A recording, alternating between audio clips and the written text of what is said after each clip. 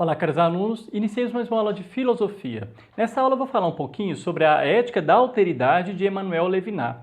Quem que foi Emmanuel Levinas?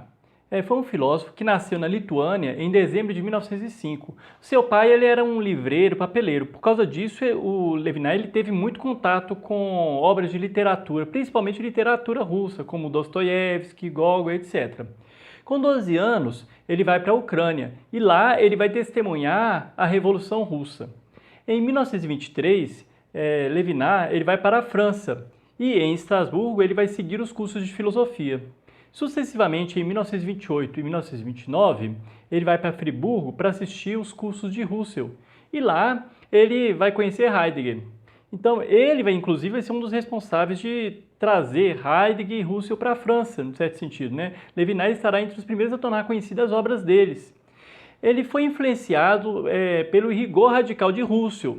Então, por quê? Ele vai fazer um grande estudo em francês sobre Husserl e vai tornar conhecido cada vez mais lá na França. Levinas ele jamais desconheceu, inclusive, a dívida que ele tinha com Heidegger, mas como Heidegger se envolveu com o nazismo, ele não vai perdoar Heidegger por esse motivo, né? Então, apesar dele ter uma dívida intelectual com Heidegger, ele não vai perdoar a atitude de Heidegger em relação ao nazismo. Não vamos entrar aqui no mérito dessa atitude, qual que foi a atitude de Heidegger, né?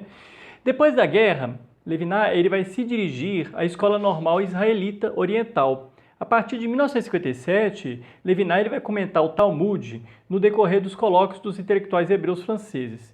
Sua grande obra, chamada Totalidade e Infinito, ela foi publicada em 1961.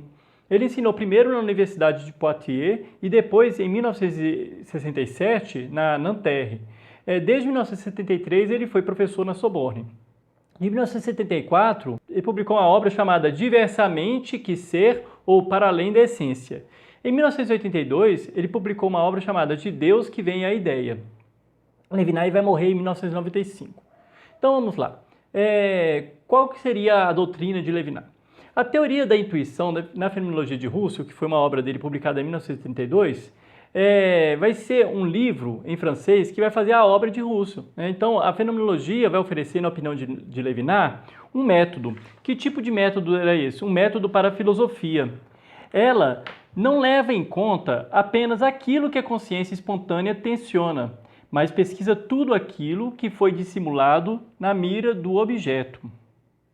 Na fenomenologia, o objeto é restituído a seu mundo e a todas as intenções esquecidas pelo pensamento que nele se imergia, segundo um modo de pensar concreto. Ele também vai escrever uma obra em 1947, Da existência ao existente, com o cenário do pensamento de Heidegger. Levinas ele vai analisar a noção de il y a. Il y a é uma expressão francesa que a gente pode traduzir assim como há ou existe, né? Então ele mostra como que um existente surge e emerge da existência neutra, anônima e impessoal. Então, o il y a, o que seria esse il y a? É o ser em geral e o que ele vai falar? É a experiência do não sentido, ou melhor, a experiência do ser como não sentido, como não sendo ser de nenhuma coisa, em um horror ao vazio. E o existente, ele sai da existência. O sensato nasce não da angústia. A gente viu em Heidegger, né, que exatamente em Heidegger era a angústia, né, o ser trazia a angústia, né, mas muito mais, quebrando a neutralidade do ser. Então, o ser, a realidade, é puro não sentido, que tem sentido e quem dá esse sentido existente? O homem.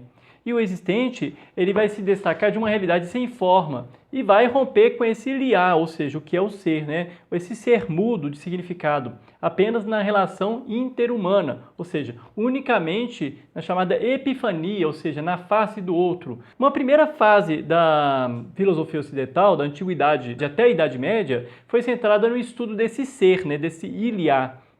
Esse estudo ele apaga a noção de alteridade, porque o ser é aquilo que ele é ele mesmo, né? O ser é e pronto, acabou, né? Então estudar o ser é sempre estudar o mesmo, nunca o outro.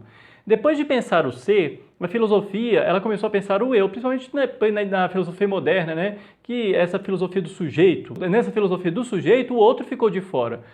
Porque ele sempre está tematizando a filosofia na base do eu. Então, lá no início era na base do ser, depois passou a ser na base do eu, e o outro sempre ficou de fora. Então, aqui vai ficar claro onde que ele está querendo chegar, né? Porque no final da fenomenologia de Levinas, ele vai acabar desembocando numa ética.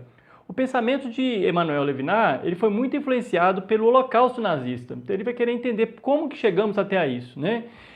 Toda a filosofia ocidental, segundo ele, foi pensada segundo a lógica da dominação do ser humano por outros seres humanos.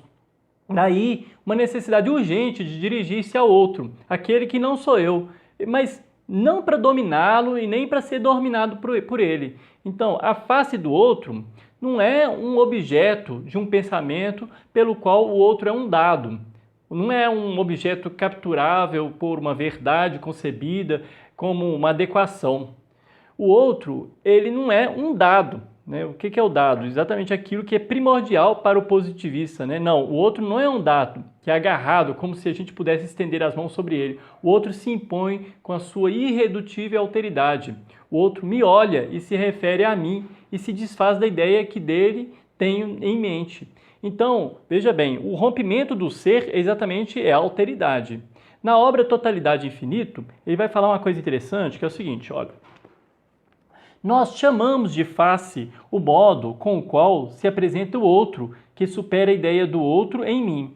Esse modo não consiste em assumir diante de meu olhar a figura de um tema, em mostrar-se como um conjunto de qualidades que formam uma imagem.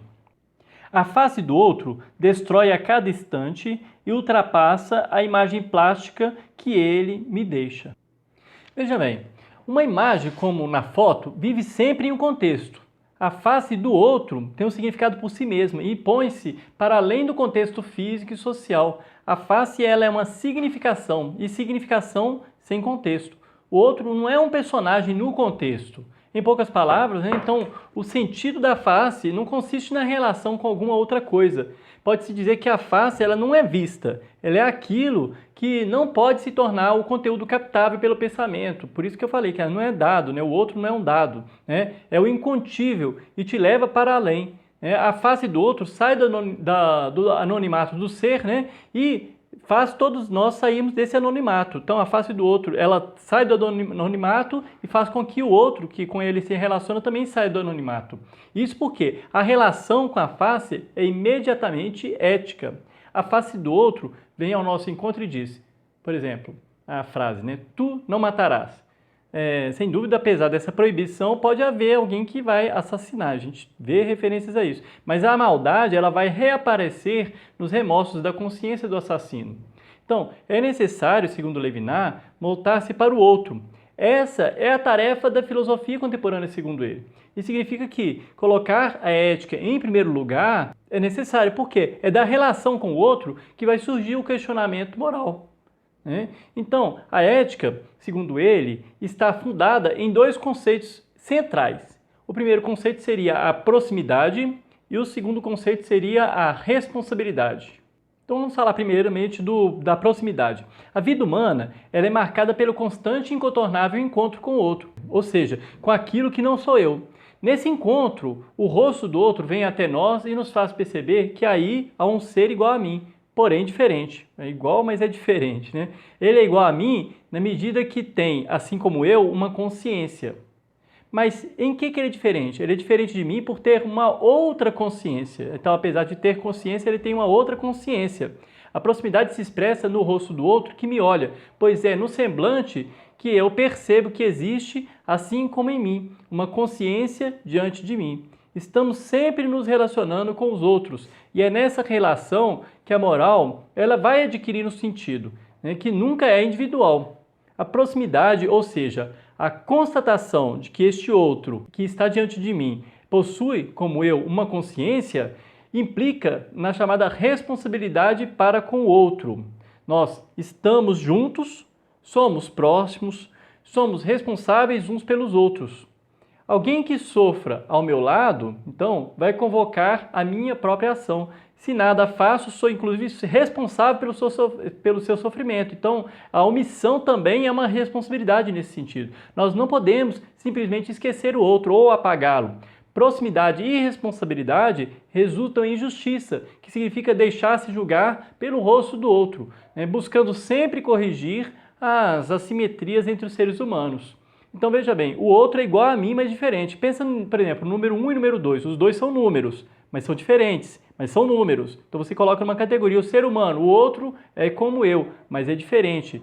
Mas eu reconheço ele como diferente e reconheço a minha responsabilidade em relação a ele. A responsabilidade na relação com o outro, ela vai se configurar no pensamento de Levinas como a estrutura originária do sujeito. E a minha responsabilidade em relação ao outro chega até o ponto em que eu deva sentir responsável também pela responsabilidade dos outros. Veja bem, olha como é que a ética vai só ampliando o leque. E isso comporta uma construção das instituições e também do Estado.